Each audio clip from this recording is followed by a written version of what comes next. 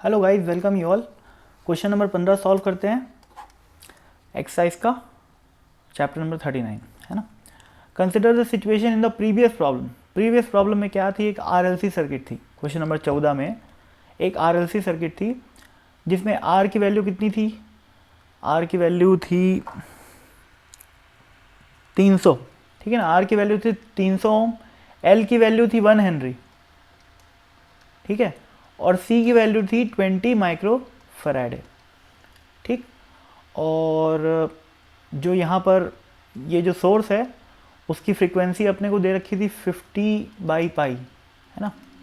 ये अपने को फ्रीक्वेंसी दे रखी थी और ई आर एम एस दे रखा था 50 वोल्ट, ठीक है, बिल्कुल सही है। अब देखो पूछा क्या है सवाल में, फाइंड द एवरेज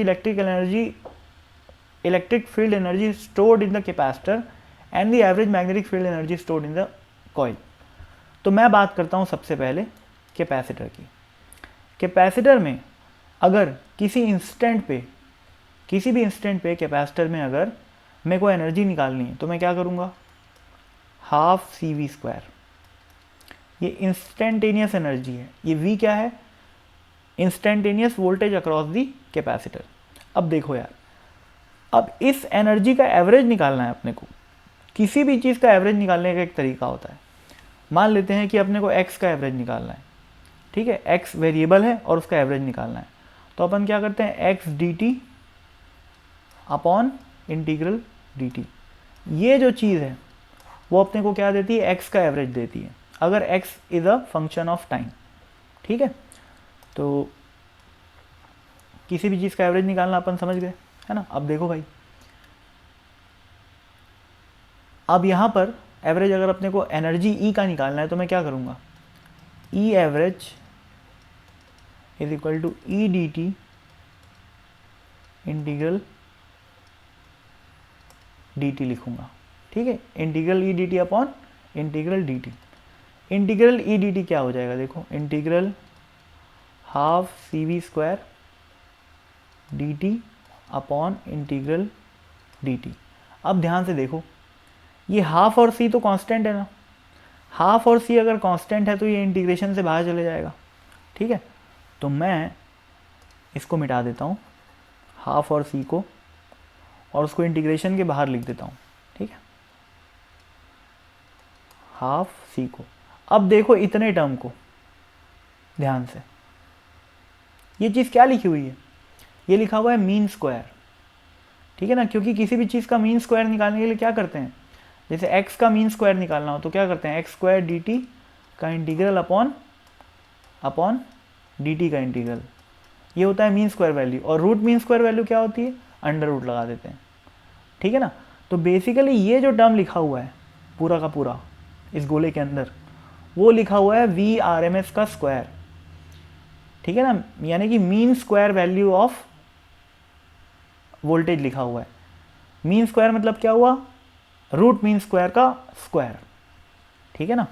तो इस चीज़ को मैं सीधा लिख सकता हूँ, half C V R M S का square. V R M S का स्क्वायर करोगे तो सोचो ये रूट हट जाएगा और अंदर क्या बचेगा, मीन स्क्वायर, और ये चीज़ क्या लिखा हुआ है, मीन स्क्वायर, ठीक है।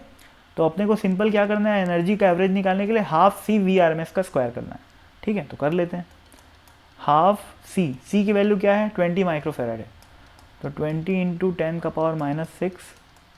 और वी आर एम एस पिछले क्वेश्चन का आंसर में देख लेना, कैपेसिटर के अक्रॉस 50 वोल्ट का RMS वैल्यू आया था, RMS वोल्टेज, ठीक है। 50 का स्क्वायर करोगे तो क्या आएगा, 2500 आएगा, ठीक है। तो ये कितना हो गया भाई, ये 2 से 2 गायब, और यहाँ 1 0, ये 2 0, और यहाँ पर -6, तो 10⁻³ बनेगा, और यहाँ पर बनेगा 25, ठीक है ना। तो 25 इंटू 10⁻³ जूल, ठीक है। 25 इंटू 10⁻³ मतलब क्या हुआ, 25 मिनी जूल, ठीक है ना भाई। तो कैपेसिटर की जो एनर्जी आ गई, एवरेज एनर्जी, वो कितनी आ गई, 25 मिली जूल्स, ठीक है। और आंसर में भी क्या लिखा हुआ है, 25 मिली जूल्स, तो अपन बिल्कुल सही किए, ठीक है। अब मैं बात करता हूँ इंडक्टर की।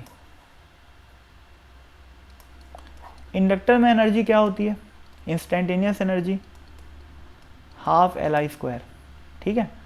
तो अब इसका अगर मेरे को एवरेज निकालना है तो वही काम करूँगा मैं, ई एवरेज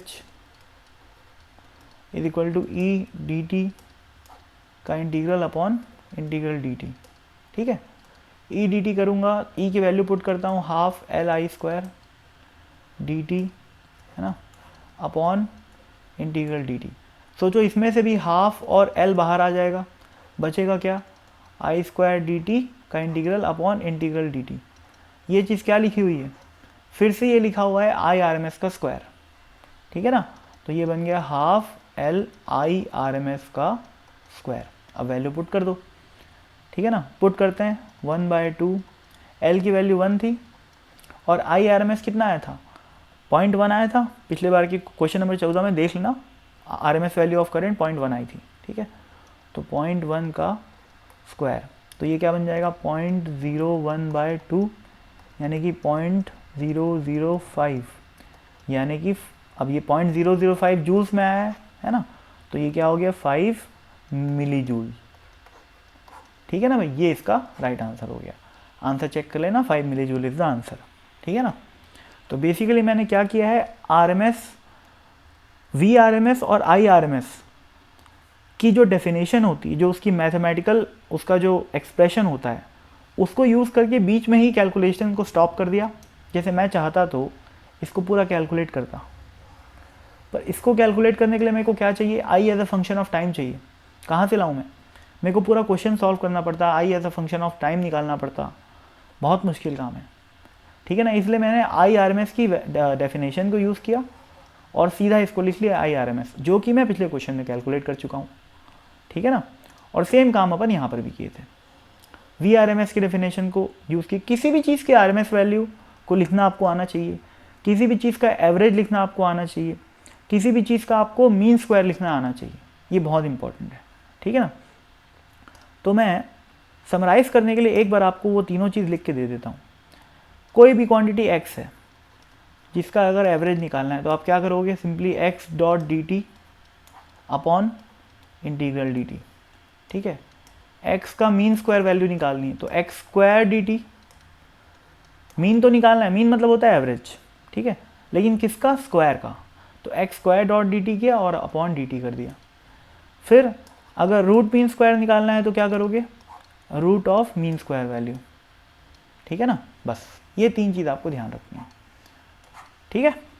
तो थैंक यू, आई होप आपको समझ में आ गई हो बात, है ना। और नहीं भी अगर समझ में आई हो तो कुछ नया सीखने को मिला है, इसको चीज़ के लर्न कर लो इस चीज़ को और ऐसे ही क्वेश्चन बना लो, आपके क्वेश्चन एग्जाम में नहीं फंसेंगे, मेरी गारंटी है ना। तो बाय।